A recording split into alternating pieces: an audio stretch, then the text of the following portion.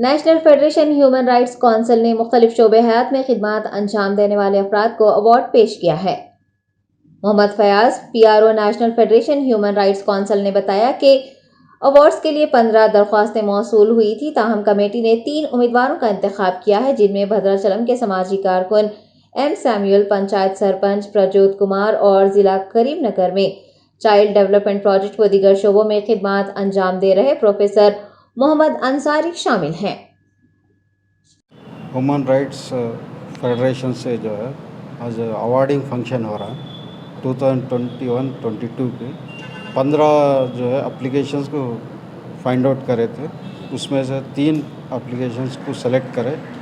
एक जो है डॉक्टर मोहम्मद अंसारी उस्मान यूनिवर्सिटी से और एक जो है शामिल बोल के एक सोशल एक्टिविटी से।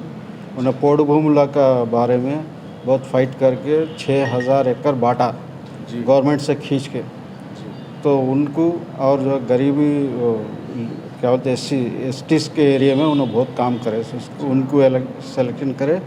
और जो प्रज्योत कुमार बोल के एक एडवोकेट है, वो जो है छोटे उम्र में पंचायत राज में जो है प्रेसिडेंट बने और उसके बाद जो कई प्रोजेक्ट्स उन्होंने जो है गाँवों में डेवलपमेंट करे थे। तो ये तीनों को जो है आज अवार्ड फंक्शन हो रहा।